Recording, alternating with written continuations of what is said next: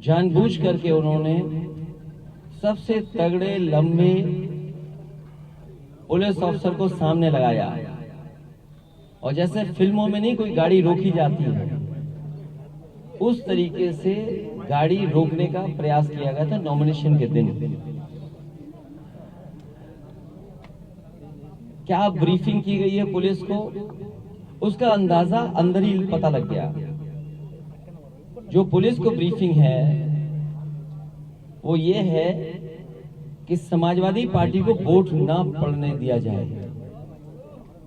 अभी सुबह से लगातार शिकायतें आ रही हैं, केवल मैनपुरी लोकसभा की शिकायतें नहीं हैं, बल्कि रामपुर विधानसभा में जिस दिन से हम लोग वोट मांग करके आए हैं, जिस दिन से शुरुआत हुई है उस दिन से प्रशासन लगा हुआ है कि वोट ना पड़ पाए। वोट ना पड़ने के सब तरीके अपनाए जा रहे हैं। मैं जब वहां रामपुर गया, हर चौराहे पर, हर सड़क पर पुलिस बड़ी संख्या में खड़ी थी। मुझे लगा कि ये पुलिस इसलिए खड़ी है कि सुरक्षा का इंतजाम कर रहे हैं, लेकिन जब सभा स्थल पे हम लोग पहुंचे हैं तब ये पता लगा कि वहां पर लोग ना आ जाए सभा में, इसलिए पुलिस लगी हुई है। कल रात को प्रत्याशी को खुद बैठना पड़ा धरने पर और ये मांग करनी पड़ी कि यहाँ की पुलिस फेयर इलेक्शन नहीं करा सकती है, फौज को लगा देना चाहिए। अगर ये अविश्वास पुलिस पर आएगा, प्रशासन पे आएगा, तो आप क्या उम्मीद करोगे लोकतंत्र कैसे बच पाएगा? क्योंकि जो बाहर की फोर्स आती है उसको गाइड करने वाले तो प्रशासन के लोग होते हैं। आप कहीं भी देखेंगे जो बाहर की फोर्स आई है उसके साथ लोकल फोर्स रहती है, और लोकल फोर्स का इंतजाम है रास्ता दिखाना, कहाँ जाना है। बाहर की पुलिस को कैसे पता है ये समाजवादी पार्टी के समर्थन का मोहल्ला है, समर्थित लोगों का गांव है? तो रामपुर में फौज तक की मांग करनी पड़ गई। रामपुर में पहले तो वोट नहीं डालने दिया जा रहा है, कहीं भी किसी को निकलने नहीं दिया जा रहा है। जो वीडियो आ रहे हैं उसमें पुलिस चेक कर रही है। मुझे ये बताएं गाइडलाइन क्या है इलेक्शन कमीशन की? इलेक्शन कमीशन गाइडलाइन ये नहीं है कि आप पुलिस को ये आजादी दे दें कि आपका चेक करेंगे। जो उनके पास आईडी हैं, जो निर्धारित आईडी होते हैं उनके तहत जा रहे हैं, लेकिन उन्हें वोट के लिए वापस किया जा रहा है। कईयों पे लाठीचार्ज हुआ है, चोट आई है। मेरे पास पिक्चर्स हैं उनकी कि किस तरीके से वो घायल हैं उस समय। वहां से लगातार रामपुर से तस्वीरें आ रही हैं जिसमें कि ये लग रहा है कि पुलिस खुद लगी हुई है मार पिटाई के लिए। देखिए अगर सड़क पे कोई इस तरह पड़ा होगा तो क्या उम्मीद करोगे आप फेयर होगा इलेक्शन? क्या फेयर होगा इलेक्शन? तो ये तस्वीरें आ रही हैं जहां पर वोट नहीं डालने दिया जा रहा है।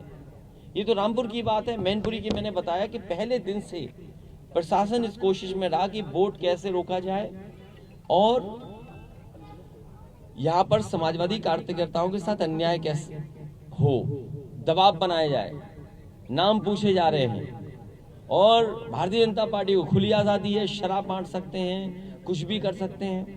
उनके गांव में कोई फोर्स नहीं जा रही। आखिरकार मैं ये जानना चाहता हूँ जो बाहर की फोर्स आ रही है उसे ब्रीफिंग क्या हो रही है? क्या ब्रीफिंग ये हो रही है कि समाजवादी पार्टी के ये चिन्हित गांव है, इनमें जाइए, आप इनको डराइए, धमकाइए, भाषा का गलत इस्तेमाल करिए। ऐसी भाषाएं इस्तेमाल की जा रही जो मैं आपसे शेयर भी नहीं कर सकता, वो भाषा बोली जा रही है। और सुबह से शिकायत कर रहे हैं, कहीं जो मैनपुरी में है कुछ बूथ, कुछ करेल में है, जो मतदाता समाजवादी पार्टी के गए उनके साथ मारपीट हुई है। कुछ लोगों को गांव से नहीं निकलने दिया जा रहा है। हमारी ऑफिस के लोग अगर जिलाधिकारी को फोन मिला तो जिलाधिकारी अपना सीओजी अपने चपरासी को दे के चले गए। ये कहाँ से व्यवस्था आ गई कि आप अपना मोबाइल सीओजी एक अपने किसी को दे के चले जाएंगे और आप बात ही नहीं करना चाहते हैं? तो आखिरकार ये प्रशासन वोट किसके लिए डलवाना चाहता है? लेकिन मैं जानता हूँ ये मैनपुरी नेताजी का घर क्षेत्र और यहाँ से नेताजी राजनीति करते करते राजनीति की ऊंचाइयों पर पहुंचे हैं। ये जितना कुछ सड़क, बिजली, पानी, पुल या स्वास्थ्य की सेवाएं या तमाम इंतजाम जो दिखाई दे रहे हैं वो सब नेताजी के कराए हुए हैं। भारतीय जनता पार्टी का यहाँ कुछ नहीं है, इसीलिए उन्होंने उधार का प्रत्याशी लिया। उनके पास अपना ऐसा प्रत्याशी नहीं था कि नेताजी की भावना का और नेताजी के पक्ष में जो मतदान होने जा रहा है उसको रोक सकें। और आज भी बड़ी संख्या में मैनपुरी के लोग समाजवादी पार्टी और नेताजी को याद कर करके एक एक वोट डाल रहे हैं। ये जितना कुछ आप खुशहाली दिखाई दे रही है सब नेताजी की देन है। और नेताजी ने विरासत में जो विकास दिया है, जो गति विकास को देनी है, या जो विरासत में समाजवादी सिद्धांत दिया, आर्थिक सामाजिक राजनीतिक जो चेतना यहाँ के क्षेत्र के लोगों में जगाई है, उसके लिए एक एक वोटर यहाँ पर नेताजी के पक्ष में वोट डालने जा रहा है। इसलिए बीजेपी घबराई हुई है, इसलिए बीजेपी घबराई हुई है। आप जो लखनऊ के प्रेस के लोग हैं वो जानते होंगे, उन्होंने अपने अधिकारियों को मॉनिटर करने के लिए बैठाया हुआ है कि केवल आपको मैनपुरी लोकसभा मॉनिटर करनी है। बड़े बड़े अधिकारी बैठे हुए हैं, लगातार डीएम एसओ डीएम को फोन कर रहे हैं। और जो भाषा है ना कि डंडा डाल के बैठे हुए हैं, ये भाषा नहीं इस्तेमाल करनी चाहिए। लेकिन एक अधिकारी ने कहा कि साहब इतना डंडा है ऊपर से कि हम आपकी कैसे सुने। सोचिए आप, लखनऊ से ये चल रहा है। ये उम्मीद करेंगे कि इनको उत्तर प्रदेश विकास की गति पे आगे ले जाएंगे। इसलिए मैं आपसे कहना चाहता हूं कि जनता समाजवादी पार्टी और नेताजी के साथ है। एक एक वोट यहाँ जनता जो निकल रही है वो समाजवादी पार्टी के पक्ष में डालने जा रही है। और इस बार का परिणाम मैनपुरी का ऐतिहासिक होने जा रहा है। मुझे खुशी है कि हर वर्ग के लोग समाजवादी पार्टी की प्रत्याशी डिम्पल यादव के पक्ष में मतदान कर रहे हैं। सर, वोट परसेंटेज में तो बहुत नहीं बढ़ा है, तो क्या इसकी वजह वही अभी शुरुआती है। देखिए, ये प्रशासन को और इलेक्शन कमीशन की जिम्मेदारी होनी चाहिए कि ज्यादा से ज्यादा वोट पड़े। और यहाँ प्रशासन कोशिश में है कि वोट ना पड़ पाए। आप रामपुर का देख लीजिए, लोकतंत्र के इस सेलिब्रेशन में कर्फ्यू लगाया हुआ है। कर्फ्यू में कोई वोट डालने आएगा? और खासकर चिन्हित कर करके ये समाजवादी पार्टी के वोटर हैं, उन पर लाठी चला रहे हैं, उनको मारपीट कर रहे हैं, उनके भाषा का गलत इस्तेमाल कर रहे हैं। पुलिस दूर दूर लगा दी है जिससे कि उनके आईडी चेक करें। पिछली बार भी क्या वोट डालने दिया था? पिछली बार भी हम लोग इलेक्शन कमीशन को शिकायत करते रहे। इलेक्शन कमीशन को पता नहीं क्या हो गया है कि वो नजरअंदाज कर रहा है हर चीज को। इलेक्शन कमीशन को लेकर आपने पिछली दफा भी कही थी बात, इस बार भी आप बात कर। मैं तो आपसे कह रहा हूँ और आपको खुद मैं वीडियो शेयर कर रहा हूँ हमारी पार्टी के पेज पे, क्योंकि आज का समय ऐसा है कि टेक्नोलॉजी में जो चीज हो रही है, जो वीडियोस आ रहे हैं, वो वीडियोस हम शेयर करते हैं आपको, और वो शेयर हम अपने प्लेटफॉर्म से करते हैं, वो आप लोग भी देखते हैं, आप पे भी आ रहे हैं। और हमारे पास माध्यम क्या है? यही तो माध्यम है। अगर इलेक्शन कमीशन इन चीजों को भी नहीं देखेगा तो किसको देखेगा? अब ये मैनपुरी में सूरजपुर गाँव में पुलिस खड़ी हुई है और वोट डालने नहीं जाने देना चाहते। वीडियो सर्कुलेट हो रहा है, वीडियो हमने अपनी पार्टी की पेज से डाला है। डीएम को फोन मिलाना चाहे तो डीएम है नहीं, गायब है। कल हमारे कार्यकर्ता वरुण गिहार और उसके साथ बहुत सारे लोग थे भूगांव में। एसडीएम ने बोला कि हम छोड़ देंगे। अब मैं जा रही हूँ, ये 10 बजे पार्टी इसको छोड़ करके उसके बाद में आपके सब लोगों को छोड़ देंगे। पता नहीं कहाँ से क्या फोन आया, वो मजबूरी दिखा कर उन्हें जेल भेज दिया। रात भर पिछले 2-3 दिन से ये फोर्स हमारे कार्यकर्ताओं को पकड़ रही थी। मुझे खुशी है इस बात की कि ये नेताजी के बनाए हुए कार्यकर्ता हैं, ये डरे नहीं, झुके नहीं, और लगातार बच बचा करके आज सभी पोलिंग एजेंट बन करके और वोट डलवा रहे हैं। बीजेपी का प्रतिनिधिमंडल भी चुनाव आयोग पहुंच गया। ये वो दिखावा है। बीजेपी के लोग लाल टोपी पहन के बवाल करते हैं, कहेंगे ये समाजवादी लोग हैं। आप नहीं समझते भारतीय जनता पार्टी क्या पार्टी है? ये जाने कहां से ट्रेनिंग और सीख करके आए। आपने मुख्यमंत्री जी की रैली में मुख्यमंत्री जी का तस्वीर तो दिखाई, लेकिन भीड़ नहीं दिखाई, क्योंकि भीड़ थी नहीं। अरे आप दिखाओ ना भीड़, आपने कैमरे में दिखाई हो भीड़ तो बता दो हमें। आप जो हमसे सवाल कर रहे हो, हम आपके चैनल के बारे से पूछना चाहते हैं कि आपने भीड़ पर कितनी बार कैमरा लेके गए आप? क्योंकि भीड़ नहीं थी। अगर आप कैमरे लेके गए हो तो बता दो हमें आप। चुनाव से कोई जवाब मिला, आपने शिकायत किया तो अब शिकायत कर रहे हैं तो देखिए क्या कार्रवाई करता है इलेक्शन कमीशन। हम तो भरोसा इलेक्शन कमीशन पे करेंगे, हमें तो भरोसा करना ही पड़ेगा। हमें तो भरोसा डीएम पे भी करना पड़ेगा कि डीएम फोन उठाएं और जो बात हम कह रहे हैं उस पर निष्पक्ष अपनी फैसला लें। अगर कोई शिकायत हम कर रहे हैं, कोई बीजेपी शिकायत कर रही, आखिर निष्पक्ष फैसला कौन लेगा?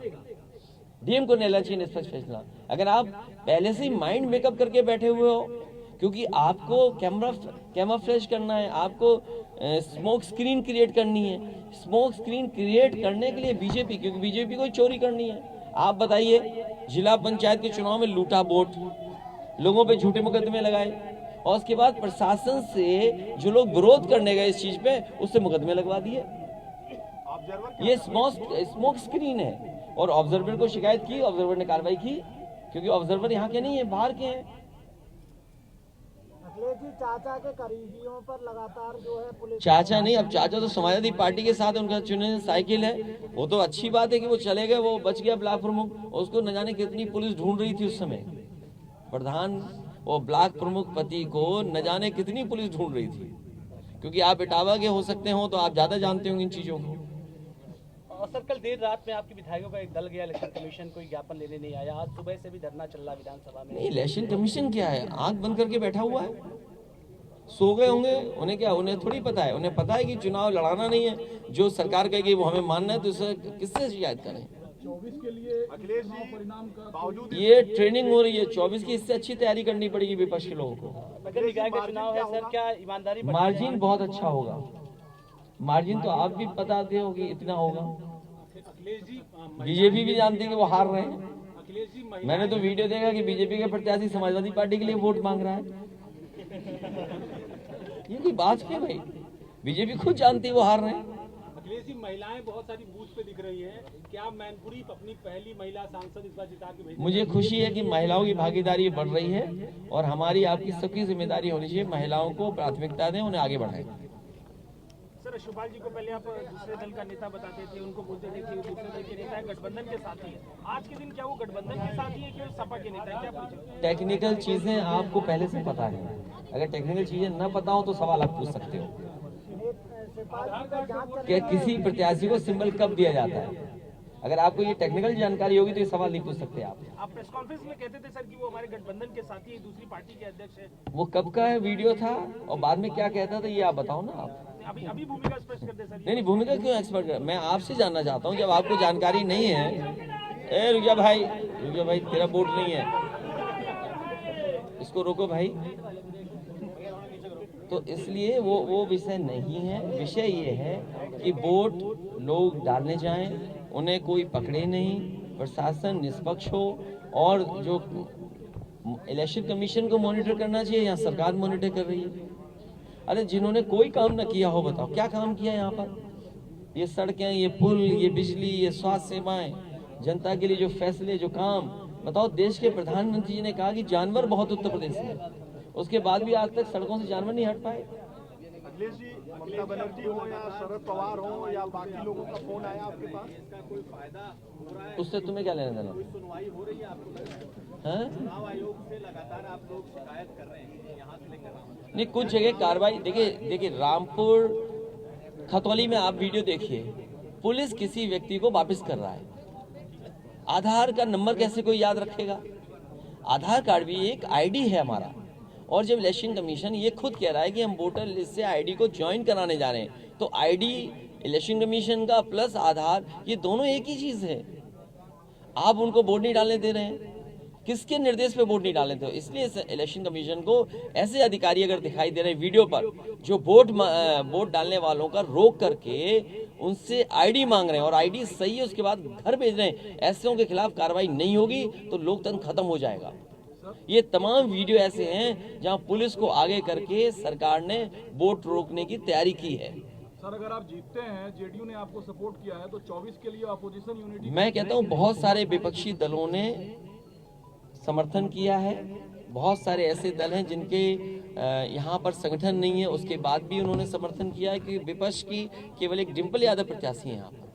यूपी के डिप्टी सीएम का एक बयान अखिलेश जी क्या नाम है आ रहा है कि चाचा भतीजे जो है दोनों लोग जो है वो जेल जा सकते हैं, एक जांच चल रही है, क्या कहना चाहिए? बहुत पुरानी खबर लाते हो, कौन सा चैनल है भाई तुम्हारा? जाने कब की खबर लाए हो यार। बीजेपी जिसको चाहती है उसे सिक्योरिटी दे देती है, माफियाओं को सिक्योरिटी दे देगी। अखिलेश जी, 2 शब्द प्रत्याशी भी बोले। नहीं, 2 शब्द क्या, आप पूछिए उनसे, उनको भी जाने दो, कहीं जाएं अपना बूथ देखेंगे जाके, और डीएम को ढूंढेंगे, डीएम साहब कहाँ हैं। डिम्पल जी, आप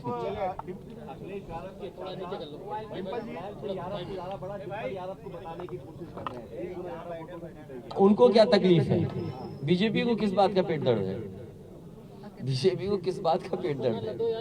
डिम्पल जी, अभी यहाँ का मतदाता वोट डालना है, यहाँ की जनता वोट डाले। आपको ये कहना चाहिए। और देखिए, आप सब पत्रकार हैं, आप उस दिन भी थे जिस दिन नेताजी प्रेस कॉन्फ्रेंस करने आए थे और शिलान्यास किया था एक्सप्रेसवे का। मैं आपसे ईमानदारी से कह रहा हूँ, जो आज हम इस बात के लिए गर्व करते हैं कि हमने देश का एक्सप्रेसवे सबसे कम समय में बना दिया। अगर हम किसी को योगदान, मतलब किसी की वजह से अगर बनाया है तो वो नेताजी थे, और आप में से ज्यादातर लोग उस दिन प्रेस में थे। याद कीजिए, नेताजी ने यही कहा था कि हम शिलान्यास तब करेंगे जब उद्घाटन की तारीख आप बता दोगे। उसमें जो जो कंपनी वाले लोग थे उनसे नेताजी ने कहा नहीं, माइक पे बोलिए आप याद कीजिए, शाहपुर जी पालन जी ने सबसे पहले बोला था, LNT ने बोला था, NCC कंपनी थी उसने बोला था, फिर यहाँ की एक लोकल कंपनी है उसने बोला था। और नेताजी की वजह से हम लोगों ने कोशिश कर करके, मेहनत करके इस एक्सप्रेसवे को समय पे बना दिया था। और उसके बाद में मैंने नेताजी से कहा कि जो हवाई जहाज, जो लड़ाकू विमान आप लेकर के आए थे उसको सड़क पे उतार करके उद्घाटन करेंगे। बताओ, एक्सप्रेसवे पे आप चलते हो? ये है देश का सबसे बेहतरीन एक्सप्रेसवे कि नहीं है? ये कन्नौज, मैनपुरी इसको जोड़ता है। और नेताजी ने अगर उसने शर्त न लगाई होती तो शायद मैं 23 महीने में नहीं बना पाता। देश का आज भी सबसे बड़ा एक्सप्रेसवे है। तो ये नेताजी के योगदान को कैसे भूल सकते हैं? और ये भाजपाई झूठे लोग ये जो बना रहे थे एक्सप्रेसवे, इनके ऐसे पेट दर्द हो जा रहा है। बुंदेलखंड का ऐसा गाड़ी पलट जाएगी आपकी। अभी ये गाड़ी टकरा गई, बताइए कितने लोगों की जान चलेगी? बताओ, ये भाजपाई लोग कैसा काम करते हैं? ये जितना कुछ विकास दिखाई दे रहा है ये सब नेताजी की वजह से और नेताजी के प्रयासों से हुआ है। डिम्पल जी, आप फिरोजाबाद लड़ी, कन्नौज लड़ी और इस बार यहाँ लड़ रही हैं। ये चुनाव उन चुनावों से कैसे अलग देखती हैं? आप फिरोजाबाद लड़ी, आप कन्नौज लड़ी, आप मैनपुरी लड़ी। मैं सभी चैनलों के माध्यम से मैनपुरी लोकसभा क्षेत्र की जनता को धन्यवाद दूंगी।